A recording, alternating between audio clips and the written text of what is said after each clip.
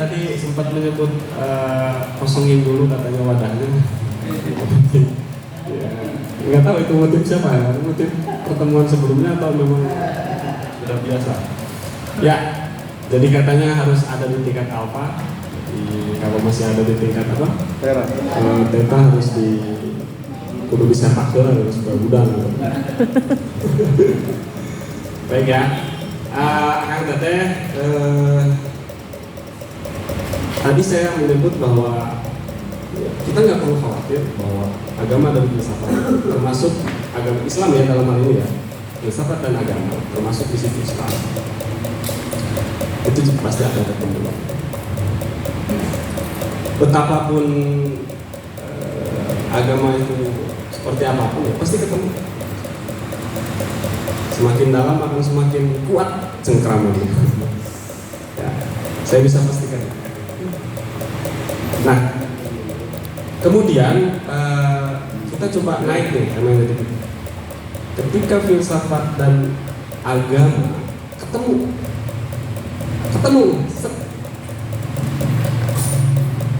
itu bentuknya bisa macam-macam. Bentuknya, paling tidak saya gambarkan ada 4 bentuk. Ada 4. Kalau mahasiswa bilangnya ada 4 tipologi hubungan agama dan filsafat. Jadi ketika agama dan filsafat ketemu, itu nggak mesti sama bentuknya. Ada variannya, ada tipologi. Ada 4 lah, ada 4 tipologi. Yang pertama,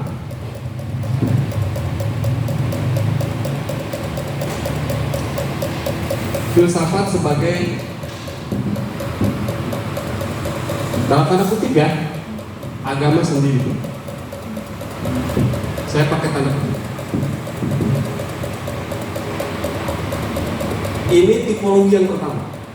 Begitu agama ketemu dengan filsafat, maka bentuknya yang pertama filsafat sebagai agama sendiri. Maksudnya gimana? Ini biasanya dilakukan oleh orang-orang yang berpikir sendiri, ngolah ide sendiri tanpa pakai dogma agama manapun. Mikirin soal Tuhan, mikirin soal eskatologi, surga neraka, hari kiamat, apa segala macam. Mikirin soal ajaran-ajaran agama, tapi pakai akal murni. Tidak terikat oleh ajaran agama manapun. Nah, ini bentuknya seolah-olah dia jadi agama sendiri. Tapi dalam arti bukan agama seperti agama pada umumnya, bukan. Makanya saya kasih tanda petik. Ini banyak dilakukan oleh filsuf barat. Udah seperti itu. Dan kalau akan teteh lebih jeli lagi, model yang pertama ini biasa kita temukan dalam mata kuliah filsafat agama. Sini, ya kan? Coba buat baca buku filsafat agama, kajian tentang Tuhan, tapi nggak terikat pakai doktrin agama manapun, ajaran agama manapun. Betul-betul ngebahas soal isu-isu agama, ngomongin Tuhan, ngomongin kiamat, ngomongin surga neraka, ngomongin jiwa dan sebagainya. Pendekatannya akal murni. Seperti misalkan kemarin yang saya sempat contohkan ya, misalkan siapa?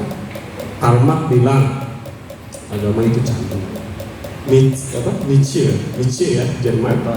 Dia bilang agama membentuk mental budak. Dia juga bilang, mungkin pernah dengar, maaf, Tuhan telah mati. Nah kan? Itu ada di bukunya yang berjudul Zarathustra. Jadi sebetulnya buku Nietzsche itu yang judulnya Zarathustra itu dia lagi ngedongeng. Jadi di buku itu dia cerita ketemu sama tukang kayu. Katanya tukang kayu, "Hei, kamu kok nggak beribadah di hari Minggu?" Kebetulan orang bisnis. "Loh, ngapain ibadah? Kan Tuhan sudah mati." Katanya bisnis. "Kan Tuhan sudah mati." Kata tukang kayu, "Loh, kapan matinya?" "Loh, kan saya yang bunuh." Kira begitu. Nah, ini ada di bukunya di Zarathustra.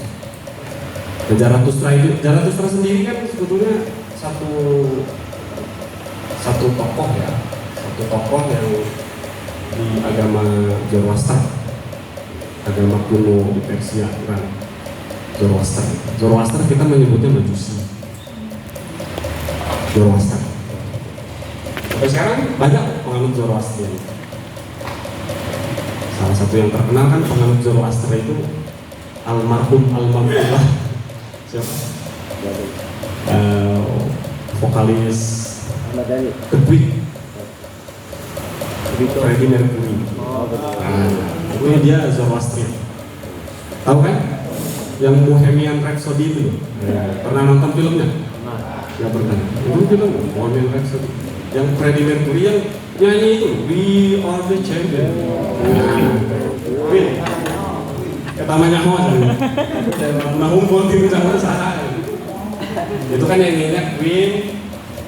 Vokalisnya namanya si Freddie Mercury, dia turunan dan masih banyak saya kira yang lain ya. Jadi intinya tipologi yang pertama ini mereka memikirkan isu-isu agama, ajaran-ajaran agama, tapi dengan akalnya sendiri, membangun ide sendiri, membangun argumen sendiri tanpa terikat oleh ajaran agama. Dan kesimpulan dia itulah yang saya maksud agama sendiri. Seperti tadi Tuhan agama adalah candi, kemudian Tuhan telah mati dan sebagainya. Ini banyak dalam kajian-kajian filsafat agama. Kalau mau lebih serius lagi, Akang Teteh bisa misalkan baca bukunya siapa, Anthony Kenny, yang judulnya Good Philosopher. Tuhannya para filsuf. Itu beda-beda. Katanya filsuf A Tuhannya begini, filsuf B Tuhannya macam-macam. Gue seru itu. Banyak kok. Udah diterjemahkan dalam bahasa Indonesia. Karyanya Anthony Kenny. Baik. Ini yang pertama. Di Islam sendiri, di Islam sendiri orang yang atau ulama yang banyak mengambil bentuk ini, yang paling terkenal menurut saya itu Ibnu Rushd. Akang Teteh jangan salah. Kira-kira kalau kita mau kategorikan Ibnu Rushd, Syiah apa Sunni? Ibnu Rushd. Ibnu Rushd, Averus itu. Syiah apa Sunni? Kalau mau kita paksakan antara Syiah dan Sunni. Syiah. Fikihnya Malik, Bang. Madhab fikihnya itu madhab Malik. Beliau itu salah satu mujtahid madhab Malik. Bahkan beliau itu kan wali penggagas satu bidang kajian ilmu yang luar biasa, namanya Muqarraratul Madahib, melalui karyanya Hidayatul Mujtahid. Dia seorang fakih, madhab dia Sunni.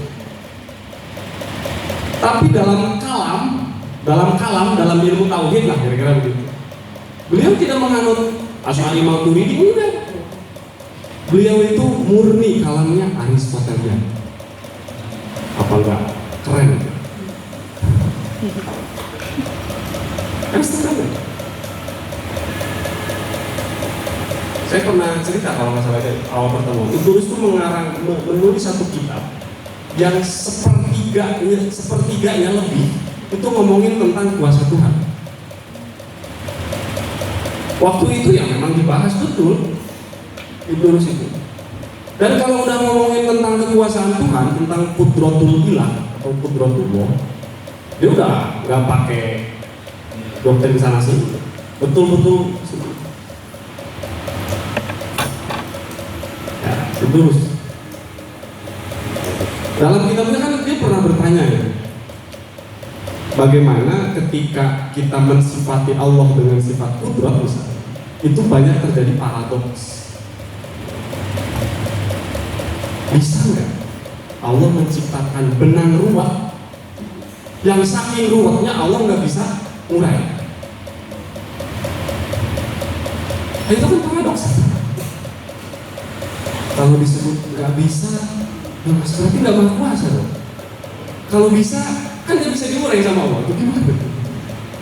Atau yang paling sering kita dengar tuh, bisa nggak Allah menciptakan batu yang besar dan berat, saking beratnya Allah nggak bisa makan? Itu dibahas pada abad tengah. Kalau sekarang ya nggak zaman lah, karena sudah beda orientasi. Tapi kalau di abad tengah